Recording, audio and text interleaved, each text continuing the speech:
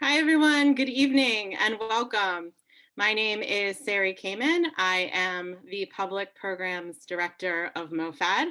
We are the Museum of Food and Drink, and tonight I have the honor of welcoming you to Growing Rice, a migration story from seed to plate. I'm sure we have many familiar faces in our virtual room that we're gathering in this evening. But for those of you that are not familiar with MOFAD, we are based in New York. Since almost about 1 year ago, we have moved everything to the digital space. We have been doing lots of online programs, obviously due to the pandemic. We were just about to open our newest exhibition, African/American Making the Nation's Table, just about 1 year ago in March, when, of course, the pandemic hit the United States and New York City, and we had to make the difficult decision to not open, which was really heartbreaking because there are so many stories of African American culinary history that we were so excited to share with all of you. One of those stories was about rice, and it was just about then when I was starting to have a conversation with Savona Bailey-McClain, who you see here. She's our moderator tonight, about bringing everyone together to talk about rice. Hopefully, eat rice together, maybe some food that Chef JJ would cook, have some drinks. But we did decide that we don't want to wait any longer. So it's so meaningful to be able to gather tonight with you, even virtually. And, especially being Black History Month, we really feel like we can't wait any longer. Black Lives Matter, obviously, and it is my absolute honor to be able to be a part of this evening with you. So I hope you will visit mofad.org. We have more programs this month that all honor the themes of our exhibition, African American Making the Nation's Table, and sign up for our newsletter to make sure you find out about those. And with that, I just want to turn things over this evening to our host, Savona Bailey-McClain, and really thank her for helping make this program come to life. Thank Michael Twitty, Nfamara, our farmer from upstate New York, Chef JJ, for being a part of this. And of course, thank you for continuing to support us through these really difficult months. I hope you are all safe and as well as can be. And I look forward to seeing you all in person when that time happens. So without further ado, I'm going to pass it to Savona. She's going to introduce everyone and kick things off. So good night, enjoy. Thank you, Sarah. And I want to thank MOFAD for allowing this opportunity to offer this panel this evening. So good evening, everyone. I am Savona Bailey-McClain and your moderator for this evening. I think we're going to have a very good time tonight. Let me introduce your panel. We have author, activist, historian, and the man who relives slave history through food, and that's Michael Twitty. Also joining us is Chef JJ Johnson. He is also an author of the book Between Harlem and Heaven.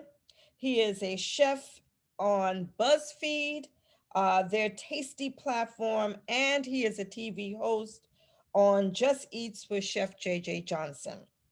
And I just have to add that both of these chefs are both James Beard Foundation Book Awardees. Rounding our panel is Nfamara Badjie. He is a Gambian native and a New Hudson Valley modern rice farmer. Nfamara is changing the scope of agriculture in the Northeast with his ever-growing family farm. So my motivation for participating on this panel this evening has to do with my family. So my mother's side of the family is from Charleston, South Carolina. And my great-grandmother, Mamie, lived with us until she died at 108 years old. We were living in the Bronx. And she was mixed raced. She was mixed race Black and Cherokee Indian. And so that started me on a journey for several years where I was trying to learn about my family's history and where they came from. And I was able to discover in 2019 that my family were rice people. So when this opportunity came to talk about rice, I asked if I could participate because this is personal for me, because my family really were rice people. So I'm going to start off by engaging the audience right away. Please use your chat, which is at the bottom of the screen. So I'm going to ask just a few questions. How many of you are familiar with red rice or Spanish rice? Perhaps you might have heard dirty rice or hoppin' johns, maybe even jambalaya. So please share with us if you are familiar with any of those terms, so that way we have an understanding of where the audience is when it comes to that. Now, also let us know, did you grow up in the South, or did your people come from the South, and which state? Because there is a difference depending on which state you grew up in. So that way we can embrace everybody's heritage. And for some of you, you might have heard of the term Geechee. Some people don't like that phrase, but I embrace it. So let us know if you're Geechee as well. I'm seeing a lot of people are responding. This is excellent. We are hearing people are coming from Atlanta. We're seeing people from Georgia, South Carolina, via Brooklyn, Texas. Oh, this is great. Somebody from Peru, Maryland, Tennessee. This is fabulous because it shows that rice really is a bridge. And so I'm going to kick it off with Michael. And Michael, I see that rice, this versatile food crop, has served as a bridge for Africans from the western coast of the continent to the Caribbean and then to the Americas, all of the Americas. But let's hear your perspective about how this particular food might be serving as a bridge. Okay. Good evening. Good evening, everybody. Good evening, Savona. I'm so pleased to be with you're my distant cousin, because all Black South Carolinians, we all related. Yeah, we're all related. One way or the other. This is a really, I just saw the words Black Seminole hop on the chat. And that's important too, because we got to understand a couple basic facts. Let me just lay out. We don't have a lot of time. Number one, rice in West Africa is a multiple millennia old food. Even before it was cultivated, it was gathered. And there's more than one variety of Ariza species in West Africa. Really? Yes, it's not just Glaberrima, and of course sativa came from Asia, but there are other varieties as well, and they're called hungry rice. It's like fonio. Not fonio is not a rice, but they're also called hungry rices because these are things that people would gather when all else failed. And then of course Ariza glaberrima, the reddish husked rice, the brownish rice, that's the one that's indigenous. That is a 4,000 to 3,500-year-old food that's been domesticated. You can even see in the southern in Tassili, in the caves in Algeria, before the savannah was dried up and it became the Sahara Desert. You can see Black women picking the grains, and it's beautiful because they're also they're doing ballet. They're like on one leg, picking those grains and harvesting them. So this is a really old food, wild or domesticated. Now, let me dispel something at the moment. It didn't come in our hair. That's a nice story. Yes, and I everybody, agree with you. right? And everybody says it. The thing that gets you is that rice is so dear to all the Black people of the African Atlantic that came to the Americas during the transatlantic slave trade, that every community, whether they're Garifuna or whether they're Maroons or whether they're Gullah Geechee or they're from Brazil, they all have the same story. We brought it in our hair, which is really code for we brought the knowledge and we brought the recipes and we brought the know-how here. In your head. In your head, yes. Because the hair and the head and the crown are all associated with spiritual and this worldly knowledge. The bridge between heaven and earth is our head. So we can go from there. Now, my story of rice is very personal. I remember in back in 2012 or so, it was 2013 was a big year for me because I just done my Southern Discomfort tour that led to the cooking gene. And I was invited to Denmark to speak at the MAD conference with Renee Redzepi. Okay. And I was mad. I was mad because, you know, I was one of the few people back then. I didn't have anybody to answer to. You know, I just spoke my heart. And one of the things I spoke about was the appropriation of rice and how, you know, that our children, our descendants of these folks could not go and eat no Carolina Gold rice. It was too expensive. You know, they didn't have that in the corner store. It wasn't available to them. So the products of our own ancestral legacy were out of reach. And I remember banging on that little piece, that old log, a dead log, and I was banging up there, like, you know, like a preacher.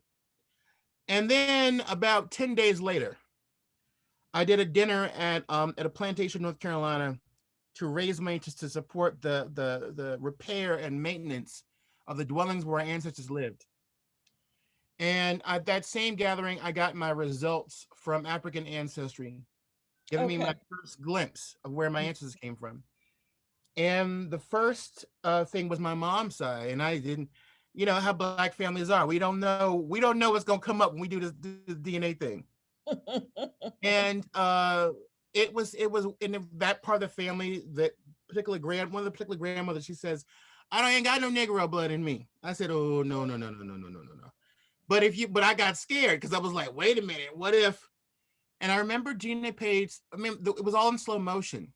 She said the words, this is a small country in Africa. So I was like, automatically, I was doing this in front of everybody. So I was automatically relieved that, you know, it went back to Africa. It's very rare actually for African Americans to have a maternal European DNA, but it does happen.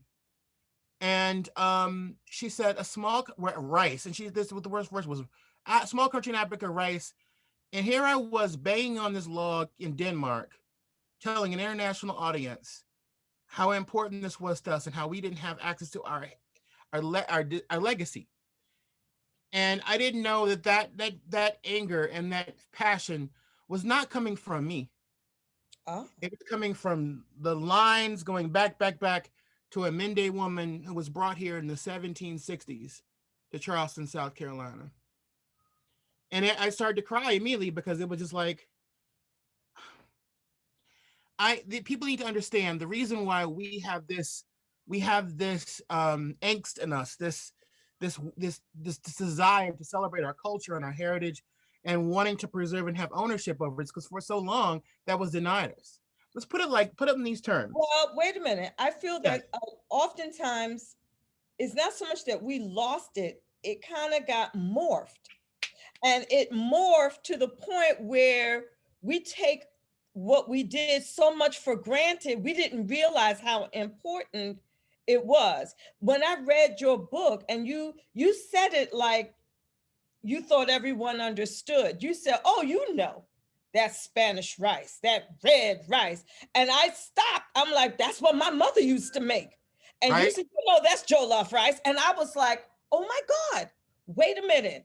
Hold up, because you are familiar with the food, but you don't put the links together. And we have to pause and take our heritage and link it together like a mystery novel, because there's so many pieces floating out there, and we got to now pull all of those pieces together because we know it. That's why I asked the audience, what kind of rice did they were familiar with, because it's the same rice, but it's under a different name. So it's jambalaya. For those who are celebrating in New Orleans, Fat Tuesday is today, you have jambalaya. South Carolina, you got that Spanish rice. It's going to be different in the Caribbean. They have red beans and rice. So it's the same food, the same concept, but it's under a different name.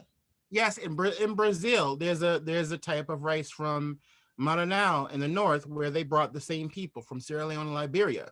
Tomatoes, onions, peppers. Go to Mexico. Arroz mexicana is the same thing because it comes from the part of Mexico where they brought in the enslaved. Where they bring them from? Senegambia. So it's, you know, in even Senegal, Cheboujen in the north, but Benachen in the south in Gambia. And, you know, ladies and gentlemen, I want you to know something. You know, it's an investment, but it's worthwhile. I've been to Sierra Leone. I've been to Salon. Salon dem. So my cousin dem, you understand me. I've been to Gambia. I've been to Senegal. These places, when you go to these places and you see the rice being cultivated and winnowed and parboiled and dried and the whole process, people, you know, waving the bird, scaring the birds away, and this the fact that it's, you know, it's every meal, and then it's in these big pots, and your mind immediately goes back to my mind, at least the first time I went to South Carolina with my father, and it didn't matter where you were in the Black community of South Carolina, there were these huge bags of rice in the corner of every kitchen. And to know that at one point in time, everybody had home rice, then that kept shrinking. As our land shrunk, we shrunk with that. But I was gonna say that, you know, whether we call it rice and gravy in the Caribbean, or whether we call it, we used to call it mulatto rice too. We should mention that. Tell you something about the stories people tell about food. It's the Spanish part was just an obfuscation, because it really should be called African rice. You know, Benachin, jollof rice. It shouldn't have been called Spanish anything. They didn't have anything to do with it. But these women who were brought over en masse from 1750 to the 1780s, they were responsible for making these plantation owners, these slaveholders, millionaires. Yes, they did. The richest planters I'll give you three little facts. We got to keep it going. One was that there was more land moved to build these rice plantations than there was moved to build the pyramids at Giza. Wow. The women who planted this rice were the most valuable enslaved human beings in the American South. Because remember, in Africa, there's and Nfamara can talk about this. There are gender and age grades that do different kinds of work. So the rice, he can tell you more about that. But women are the growers. Women are cultivators of the rice, and everybody helps harvest. And the women also process the rice, and that was very important because you know, there was rice growing in different parts of Africa, mainly in Senegambia and Salon in Liberia, the rice coast, and this in Senegambia. But there was also rice that was being grown in Ghana and Angola, and the reason why is because in Nigeria, the reason why is because it was being grown to feed people on the slave ships. Okay. Yes. And the last thing about it is, you know, one of the things that I loved most from my grandmother, who was born and raised in Alabama of late, was her red rice. And to know, you know, it's one thing to just kind of guess at it, but it's another thing when you know that red rice was passed down generation to generation, going back to a ship in Charleston that came from Bunce Island, where I've been, that came from a village in Mindeland. Yeah. And just having that experience, rice is part of our family trees. It really is. Yes. And just for our audience, because we're going to move on to the second phase of the panel, Michael's book on rice is coming out in March. Yes. University of North Carolina Press. And we urge everyone to get that book, because he starts off dealing with that history of rice and notions that we think we understand. And then he goes into various recipes, which links all of that together. So I just want to thank Michael for joining us this evening and kicking us off to talk about this overview of rice. Thank you. Now we're going to bring in Nfamara Badjie, who is the proprietor of Ever Growing Family Farm, and Chef JJ Johnson from FIELDTRIP. So I wanted to ask them a couple of questions. And we also have video going on simultaneously as well. So just to share with the audience, you can see that Nfamara also is a master drummer. And he also sings when he's with his family in the fields. And I just think that's so wonderful and lovely. So Nfamara, tell us, what made you decide to leave Gambia to come to the United States and to grow rice in upstate New York? Thank you, everybody. I'm very happy to be with you guys. and to share what I little skill I got. And I'm copying from you guys too. Okay. Skill you guys get. So growing rice is very important for us in Africa, because how we live, I can say like 80% all are farmers. Okay. We don't have a lot of people who work in the government or like companies. No, especially our area, like Fonyi areas, we call it, that is in the villages. That's the place I born. But the rice is very important in our food, because we have different food. But rice, almost the women's, they are focusing in rice all time. The men's focus to the like growing peanut, and we have like we call the other look like couscous and fonio, all that we grow that, but that is from the men's. Okay. But the women's, when they start growing rice too, we the men's join to them about to play our drums, make them exciting to work without non-stop. The women's love the way we drums, because of the women's doesn't drums like to have fun in the rice parties. Okay. But the way I get in this country, I get in this country as a drummer.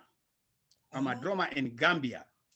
That's how I get in this country. One of American guy met me there. He's in California. His name is Todd Costa. He's the one who went there. He want to play drums very bad. But I don't live in the town. I live in a village.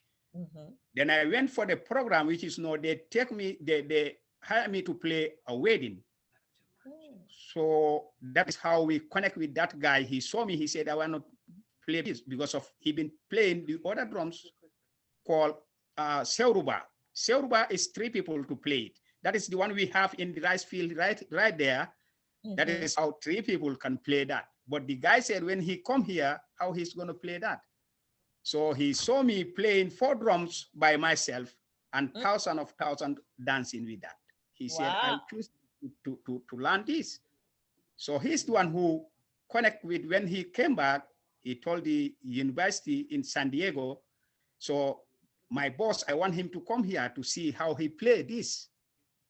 But it's different with the way he play.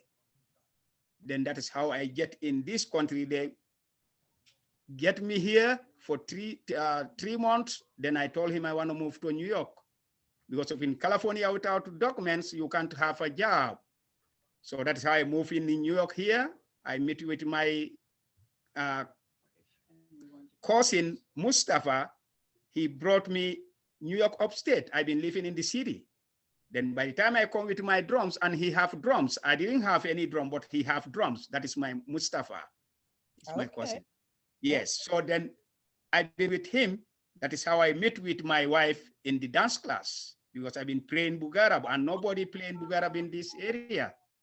That's how I met with my wife. Then by the time we get married, then I told him I want to do what I've been doing home. He said, that is what? I said, farming. He said, what are you going to grow here? I said, rice. He told me, are you crazy? I said, no, I'm not. He said, how are you going to grow rice in America here? I've been here in New York here. I must never see somebody who growing rice. I said, that is, I've been studying here. How am I going to make rice work? She said, are you sure? When the rice is ready, how are you going to know? I said, that is how I grow, because of my parents, all are rice farmers. They didn't have any job in the government or in the company. So I know when the rice is ready, and I know what time you can plant your rice to succeed with that. Gotcha. I said, but back home, what make us, people are giving up about growing rice about the rain, because we don't have a lot of raining season. Like by the time we are young kids, right now we have less rain. So that affects a lot of rice parties. When we grow, then before it get ready, then the raining stop, then we lose a lot of rice. Okay. That's All why right. people, yes. But I wanted to bring in JJ Johnson because you're expressing how you brought rice here, and he went to Africa and he went to learn about how rice was grown there. So I wanted him to share with us his experience when he was traveling in Africa. I've been fortunate, Savannah. It's good to see you. Hello, everybody. I've been fortunate to really visit a rice farm in India, a 16-generation rice farm there in the Himalayas, which was really impressive to me. Learning about basmati rice, being with the farmers for a couple days. My love for rice came because of everywhere I was traveling. Cooking in Ghana and Accra, going into the hills and eating waki. Going to Singapore and seeing rice at the center of the table, being in Israel, seeing rice at the center of the table with all the cultures, then going to India and really seeing that when rice came to the table, everybody was getting so excited about the rice and they didn't care about the protein or the vegetables. It was like, ooh, look at this rice. It looks like pearls. What does it smell like? What did you put in it this time? That's what was going on at the center of the table. And I said to myself, well, why isn't it like that here in the United States? And when I say that, yes, we've all grown up on beautiful rice, right? Which you've talked about, jambalaya, or Hoppin' John, or Spanish rice, or red red beans and rice. All these dishes in the American South, which is a true rice district or rice culture. But the overall farming practice of commercial farming in the United States, rice is disrespected, right? It's enriched, it's bleached. We're told that it could be cooked in 10 minutes, right? And people kind of just throw away rice. It's mushy or it's overcooked. I mean, overcooked, mushy, or undercooked. That's what I grew up on with the working mom. She was always looking at a commercial instant rice. And for me, with bringing Field Trip onto the scene was to really bring respect back to rice. Gotcha. And what I call like the granddaddy and the grandma grains of the world, these grains that you can find, you can trace. They've been in multiple places. People have stories about them. They might know somebody that grew that rice or they related to it. That's what's really important to me at Field Trip, and hopefully that will change the way rice is produced in the United States. As we're seeing in Hudson Valley, most people didn't realize that rice 100 years ago, 100 years ago, there was rice all up and down Hudson Valley, right? All following from Nantucket, the vineyard. There was all this rice in Hudson Valley, and the studies that I've been doing when you follow the Dutch. Or rice farmers are calling me saying, hey, JJ, I do mill fresh rice and I do practice the right way, but the only place I can sell my rice is in the farmer's market because nobody else wants to refrigerate rice. So, this movement of rice for me, I'm seeing it. I'm happy to be in it. And it's very important that potentially, that Hoppin' John can be cooked with the proper rice, right? Not just commercially white, super polished, bleached enriched rice. So that's what's important to me. That's the studies that I do. I'm trying to support as many, I think moving forward with Field Trip as we grow, we're going to try to support as many small rice farmers. We'll have every rice bowl will come from a specific rice farmer. Right now we support one rice farmer out of Texas and then Anson Mills with Glenn, because he's been a big mentor to me, and we support them. But in the future, we look forward to being able to, you'll be able to come into Field Trip and you'll see that rice grain, and we will tell you where it came from, the same way you talk about the yams that came from the Hudson Valley, or the guinea hen, or the grass-fed beef. we will start to treat rice in those ways. What's great, because I want the two of you to keep talking. Nfamara, the style in which you grow your rice is very African, correct? Yes. Which is healthier. Isn't that healthier than the processed rice that we get in the supermarkets today? Exactly. So it's the best rice. Mm-hmm. I can tell you that a lot of people are here who just buy my rice here. Mm-hmm. People sent in text, or some when we meet, they saw me, they told me, Nfamara, this is the best rice since I born. I must never eat this kind of rice. Mm-hmm. How sweet and how I feel it when I eat it is very different. Yes, yes, yes. And we use with the African soap, which we call it kajandu.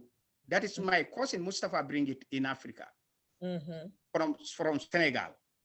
So then we use those hand forks here to turn the soil. So, and we don't put any chemical in the rice. My rice, if you leave it outside for 1 year, it's outside, it's gonna, bugs gonna nest it up. Okay. Because of there's no chemical. But that rice, the one we buy in the store, if you put it outside here, even in the house, you can leave it here for 1 year. Anytime you just get it, it's normal. Okay. So that rice is different with this rice. So it means this one have chemicals on it. In Africa, we eat that too. But my father, before he died, he don't want to eat that rice. Gotcha. Because the way it smells is different with the rice we grow.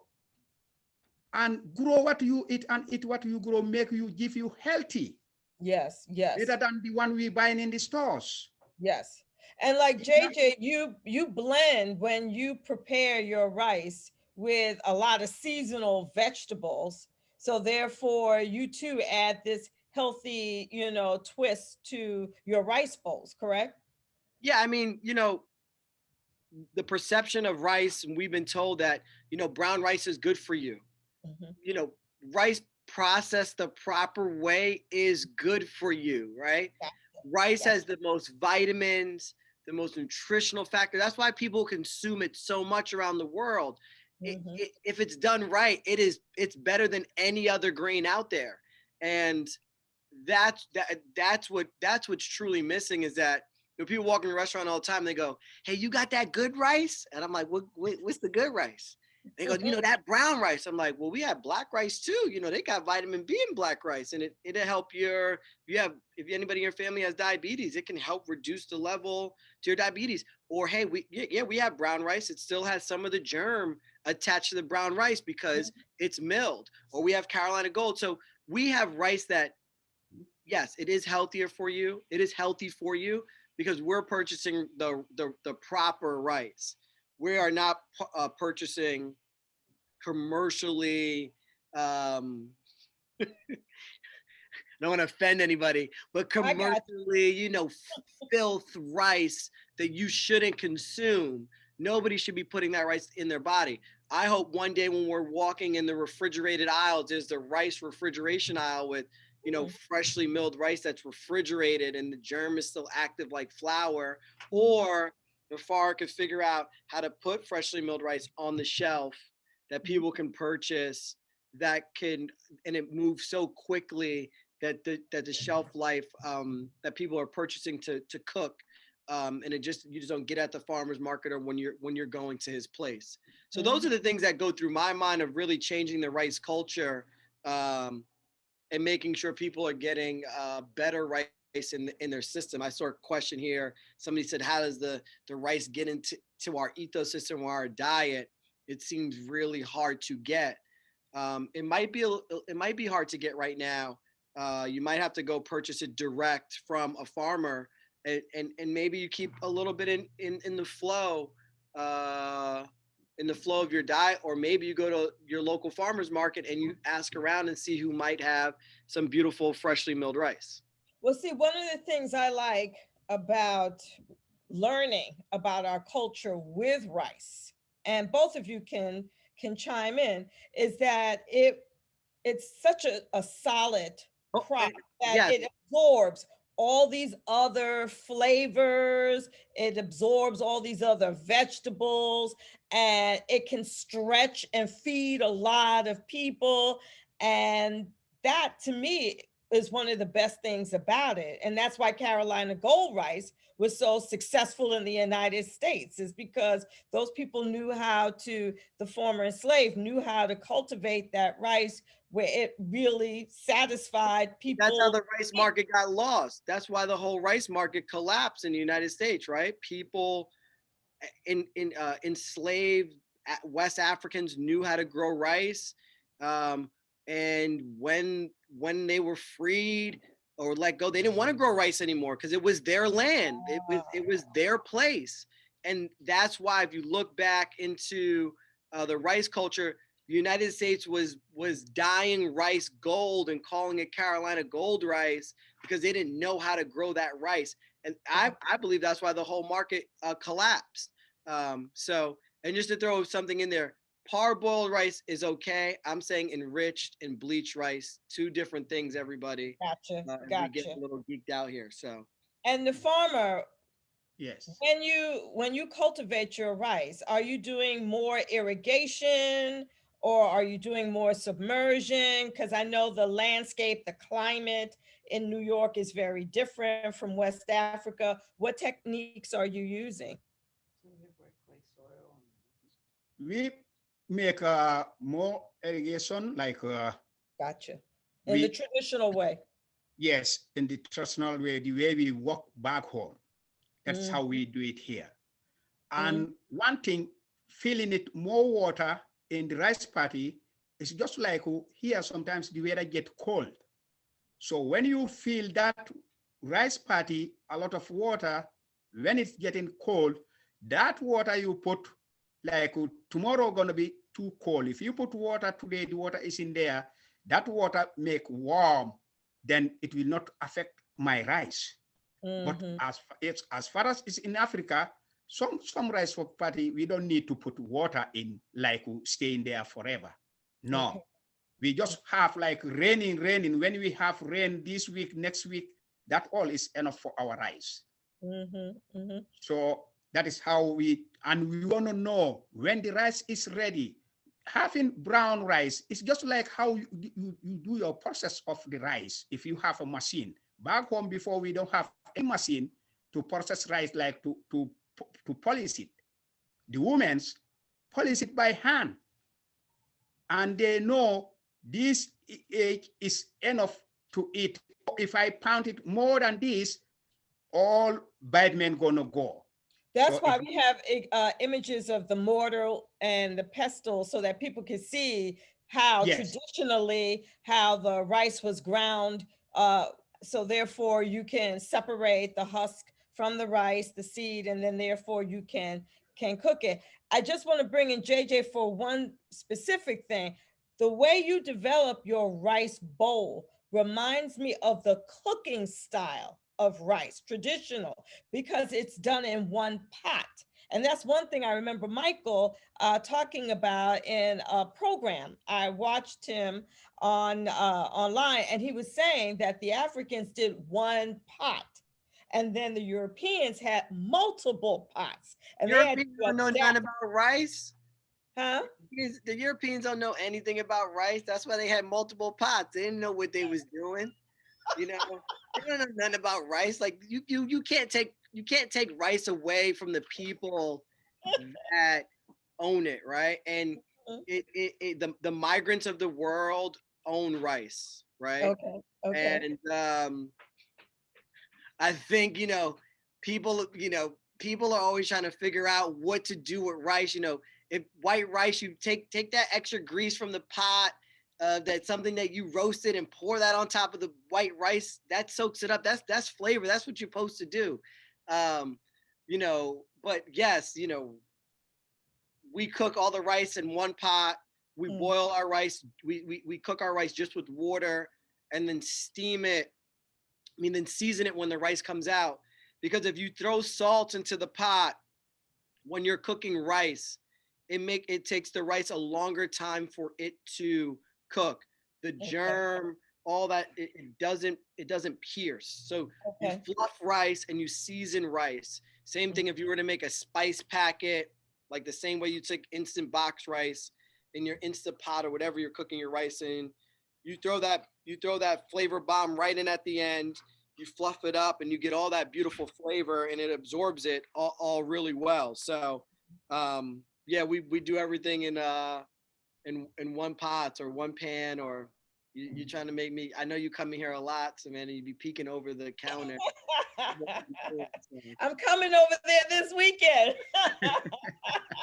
So we're going to get ready to do some Q&A because people have questions. They're like waiting for us to allow these questions to come through. So we're going to have all the panelists available so we can answer these questions. I'm seeing one. Okay, JJ, how do we both honor and complicate our rice fits in our lives and food systems? That is one question. I mean, you can honor, I think you can honor rice two ways. Our slogan here at Field Trip is rice is culture. So you either grew up on a rice grain or a rice dish, honor that rice dish that you've grown up with, that you love, and try to perfect it, or find that rice grain that you've been in search for, and start to cook it. Okay, I have another question. This will be for Michael. How do you feel about rice cookers? It depends on what kind of rice you want. In our tradition, meaning the African, West African, and African Atlantic way, we didn't have a chopstick culture. The reason why the rice that the short grain rice in Asia that clumps together, there's a reason for that. So you can do that in big bites with the protein and vegetables you eat it with. Ours was every grain is single and distinct. There's not one way is not better than the other. This is how you cook and how you eat the rice. That's what counts. And so people need to understand that. We didn't, we all grew up with this thing where you would pour the water off and let it steam. And my grandmother would put like a layer, like a cloth or foil at some point and put the top back on. And then push that to the back of the stove. So the rice would just basically boil to a point, but then it would just steam for a very long time. And when you picked it off, every little grain would be on its own. It would fall by itself. And they wouldn't clump up. Ah, how interesting. We have a question for Nfamara. Do you grow upland rice? Yes, we grow upland rice. But mainly paddy rice. And we have many paddy rice too. Okay. So he's doing that. We have a question from Michael. Please explain what you're holding. Except only raining season, we get water for that. But here, you can't grow rice like that. Okay. Right. Yes. Okay. So someone's asking, Michael, what are you holding in your hand? So I wanted to make sure we talked about this. It's not just the rice itself, but it's the mortar and pestle. Yeah. If you go to West Africa, you'll notice when you're in Ghana, it's a fufu mortar and pestle. When you go to Gambia, it's a rice mortar and pestle. They're very different implements for very different jobs. When I'm holding it also is you have to make sure there's certain tools. There's one particular tool, Nfamara knows the name of it. You know that it's like a paddle when you're in the field. I don't have it in America, but like so especially like the basari and the manjak and the balanta. They that tool they use. Yes, that's particularly for the men. So there's this whole thing about the carving, the instruments you use in the field, the sickle that you use, the different kinds of sticks, the mortar and pestle, but also the baskets. So this basket is from Charleston, and this basket is from Senegal. You will notice they're both coil baskets. Now, this is wheatgrass, but whereas in West Africa, what they do now is they use this one. Only difference is this one uses all grass, or this one uses bits of plastic. All things, you don't waste anything in West Africa.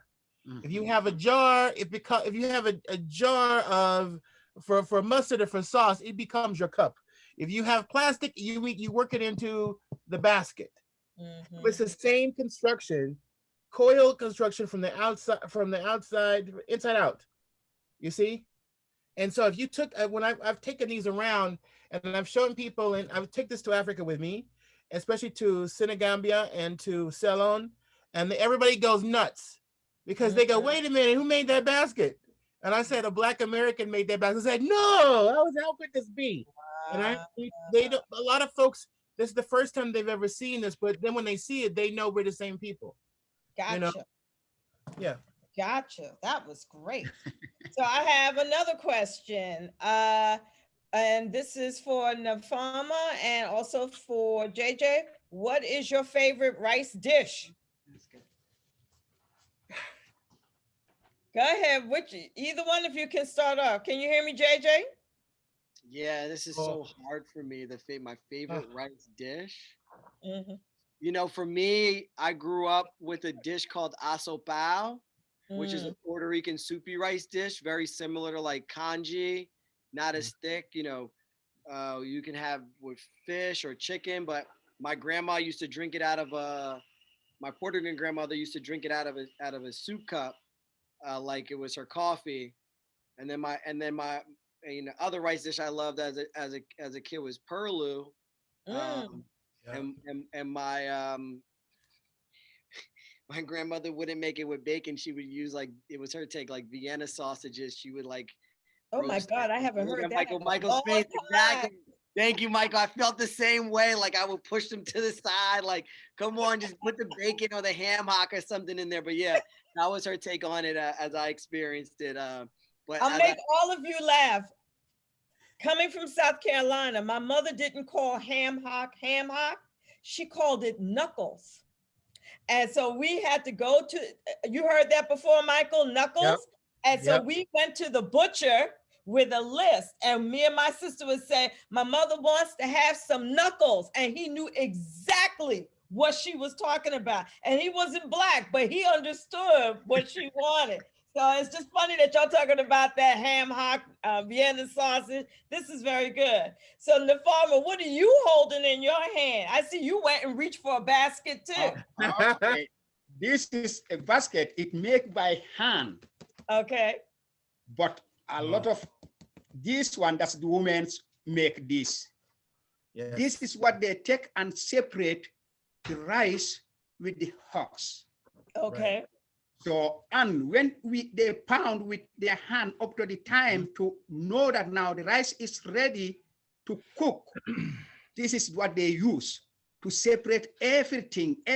Then after the rice is ready to cook, because of they know that if they look it here, they know, oh, now it's enough. We don't have to pound it anymore. Okay. Yes. And here, we use it here too. Okay. In the farm. So I'm using this people to know how we back home with the food, everything. Yes. So, and the food we really love back home, that is benachini, the guy know. Benachini, and we have chepujen. Chepujen mean they mix rice with oil, with fish. Okay. That is called chepujen. Benachini, that is, they make rice with the tomato paste and a lot of season. You're gonna see the rice gonna be red rice. Yes.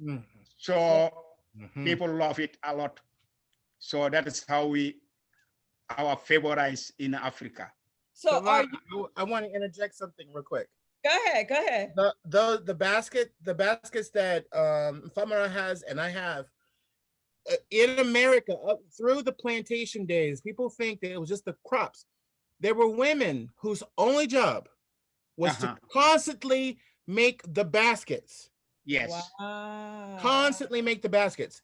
So it wasn't just like the geometry in the head that it takes to make the field transferred, the labor that it took to clear the land. These are deep swamps down there in Charleston, but also the basket. So there were two traditions. One was in the Chesapeake, people would make hickory and oak baskets Oh, for the corn and for the tobacco. And in the low country in Louisiana, there were women who the only thing they did. The thing about it is, in the Chesapeake, it was men. It was basketry was done by the men, but in low okay. country Louisiana, it was only done by the women. So there's a God. reason why, yeah, that was an entire job, an unpaid, thankless job, but it was a job. Well, I also want our audience to know, because this is very important. When you talk about slavery in America, it's a very complex thing. There were two systems. You had the task system or the gang system. So the gang system is what we've been taught, the whips and chains, the overseer, but that was for cotton, that was for tobacco. But when it came to rice, it was the task system, which was different. It still was intensive, but then those particular enslaved people had extra time where they could grow their own garden. They can mix some of that vegetables in their food. They could do other things like making baskets, becoming barbers, or working in lumber yards. Because my great grandfather owned a lumber yard, and we found the death certificate proving that he had a lumber yard. And for a Black man in Charleston, that's a big deal to own a lumber yard, because you would not think that, but it's a very complex thing. It's not as simple as we think it was, or portrayed rather, in schools like we get. It has to be changed because it was far more nuanced, far more complex. So again, so Nfamara, your favorite then rice is a version of jollof rice, correct? Yes. Okay, because I heard that red, and that's jollof rice there. So before we end, because we're going very quickly, one person is asking, what do you do with the husk after you've grinded the rice? Do you feed it to other animals? What do you do with it? Yes, we make it like fertilizer for the rice, and we give it to the chickens also. They can pick some rice, which is not, it's broken rice in, we can feed them with that. Okay. Then the rest they just sleeping, then we take that manure also, put it in the rice party. When we're ready to grow rice, it gives you like a beautiful green rice. When it's coming up, it gives rice power. That is very good for all. No, that's why sometimes I just think back home, how we get there and what we get in here. Sometimes it's similar, but it's different. That's why I raise chickens here. If you put chicken manure in the rice and you compare like the way they put in the other different manure, if in the rice stocks is different. Yes. Okay. Definitely. And then JJ, you're the person that's kind of blending all of this stuff together. So therefore we have this sort of hybrid African American experience, wouldn't you say? Because you have different styles that you have developed in these rice bowls. Yeah, I'm just celebrating. Yeah, I'm celebrating, you know, rice from the rice regions of the world, you know, paying tribute to, you know, Southeast Asia, Africa, India, the American South, the Caribbean, a little bit of Mexico, you know, really celebrating the places. You know, at Field Trip, all the bowls, flavors come from where the rice is from. That's where the dictation of the flavor is. And we've all grown up on a rice culture. Like, I just learned that the Korean culture for New Year's, they celebrate with rice. That's their way of celebration. You know, it's the same thing that we do. Yes, right? we do. Hoppin' Johns. Right. So you see very similar traits in, you know, the migrant working class cultures, that rice is at the center. And it's supposed to, you know, bring us happiness or push us through for prosperity. Where you don't see that in a European culture. You know, rice is very, you know, second nature, or, you know, we're cooking pilaf or whatever it might be, so they can be involved in the culture. So, but yeah, that's what we do at Field Trip. We're just celebrating all flavors, all culture of rice here. Okay, I have another question. All right, someone is asking, do you see a resurgence of Black farmers practicing heritage preservation through rice growing in America? So that would be for all of you, really. There's one farmer. I'm having serious runner brain issues. So there's one farmer in South Carolina who's African American, who's called Geechee, who does this, but not a lot. There's another project out of North Carolina, and then there's Anson Mills. But here's the deal, and I want to make this very clear to everybody. You know, my granddaddy, blessed memory, Gonsley Twitty, was born and raised in South Carolina, and he passed away 2 years ago at 99. And he was one of the founders of the Federation of Southern Cooperatives that helped Black farmers get back on the land.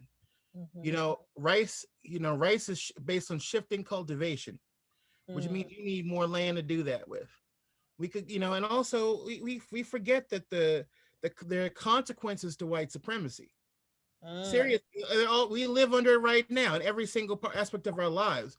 One of the aspects of our ancestors' lives that had a consequence was, 1911, 1912 were the hurricanes that destroyed the crop in the Low Country. By 1919, you had Red Summer in Charleston, and then other American cities. And then you had the second wave of the Great Migration between 1910 and 1920 that would last until World War II. And then the third wave was after the cotton picker was invented. That's when the folks from Mississippi and Arkansas came up and went out west. And so what I'm trying to say is, we were driven into urban centers, which then became another development of our culture. Great migration is very important in that sense. We had more opportunities. But one of the other things that goes on at the same time was the elimination of Black land ownership, and also the destruction of traditional skills. It's a two-way. It's not a two-way street, but it's a two-part drama. One of which was, take away the resources from the Black farmer and the Black land. And another thing was to on all sides, the pressure to release our rural culture. Yeah. That we had certain skills. I never forget. I'm going to say one thing. I'm going to be quiet. I remember when I was in Salon and we were in a Mandinka village, and the imam and the chief of the village, I said to them, they were showing us the plow and other things. And I was telling about my grandfather and my father, and the response of the chief told me everything I needed to know. I was telling him and said, very few people do this anymore, but I remember this. I'm trying to revive it. And he had this very serious look on his face. And he said, Allahu Akbar. Yes. God is great, because I know that prayer. Right? He was just like, people who go from the country to Freetown, they lose the skills. He said the same thing in America, but he was pleased to know that I told him, I said, there are young Black farmers who are going back to the land, and there are elders who are trying to teach us what they know before they leave this and go to the next realm. So we're trying, but it has a lot to do with land ownership. We got to get that land back, and we got to encourage people and tell them, being on like what did Ron Finley say? Growing food is like growing money. Don't be ashamed of being in the land. Being in the land don't make you no enslaved person. It just means that you know how to work with nature, God, and the Earth Mother to make life happen. But I have to interject about one historical aspect, and that was when W.E.B. Du Bois and Booker T. Washington were also raging this sort of divide in the country. It was like you had to choose one or the other. And I felt like you needed both. It wasn't about that or this. It was and. Because what Booker T. Washington was doing at Tuskegee was amazing. He was cultivating farming and husbandry and all these other things that now we're lost to all of those things, because there was another powerful voice saying, no, leave that behind. We need to be more urban. But yeah, we need that, but we also need the other, because we're living in both regions. And I think we have to remind ourselves that America is a continent. It's not like these other European countries. It's a continent. It's huge. So therefore, depending on the region and where you are, you're going to adapt your lifestyle to that. So I just want to throw that in too, because that was something that we kind of got lost in because we were debating all of that. So I'm told we got a few more minutes because there's so many questions. And I see another one. Are there any women in the US or abroad that are continuing the legacy of rice farming? JJ, can you speak to that? Because I know you've done a lot of traveling in these various rice growing countries. Every rice farmer I speak to recently has their daughter's involved in the practice, or but most of the time it's men that I've spoken to. I haven't met any. Well, let me take that back. There is one woman rice farmer that I know of that's growing Japanese sushi rice out of California.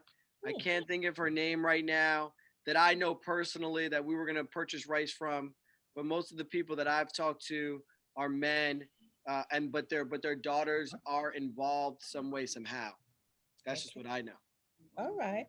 We're getting ready to wrap up soon, but Nfamara, how can we gain access to your rice? Because I know you do small batches. You're not doing, real large batches. You're doing small batches, but how can we access getting your rice?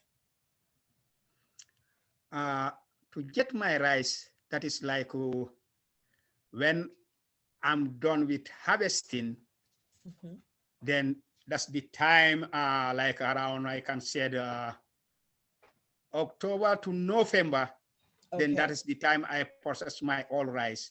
But doesn't stay longer on my hand, because anytime I start it, then when the people come in for harvest, they're just asking when the process is going to be done to do this.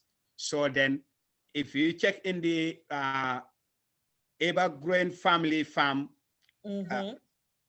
Facebook, you're gonna see what time you can able to get rice from me. But if you come late, you're gonna miss it. Okay, because I tried last year and I know I missed out. Yeah, so from here to California, from here to Texas, they all order rice from us. Okay, so we're looking at the and my wife now growing rice with me. Okay. She's starting how a lot of varieties we can have. So she's ordering that. So she's the one stand for me in that side. So I appreciate that too. So we have different rice.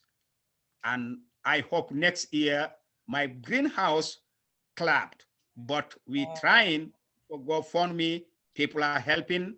So I think if we can able to make that come up before that time to start rice seedling, I think this year I'm excited to make more rice party, to grow more rice mix, so I can able to serve a lot of people. Some they can.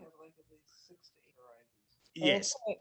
All right, so we're asking people to check out Nfamara's website.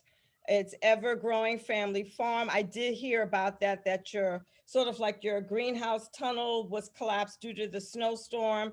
And if people would like to give donations to help, because small farmers, Black farmers, they still struggle, that would be of help to him so that we can gain access to his organic, healthy rice. There's another question real quick, and it's from a person saying, my understanding is that rice was introduced in Spain because of the Moors. Yes, they conquered Spain and Portugal for 700 years. Did it migrate to North Africa from West Africa, or did it crop up independently? So that's easy to answer. The variety of rice that was grown in Spain was probably brought west from Iran and Iraq. However, let's be clear about this. These folks ain't traveling by themselves. The Golden Silk routes also moved human beings. If you go to Iraq and Iran, you will still find Black people there. Hint, hint. 100%. So there is nowhere where these, and plus in Morocco, you know who the cooks are in Morocco? Black people from the Sahel.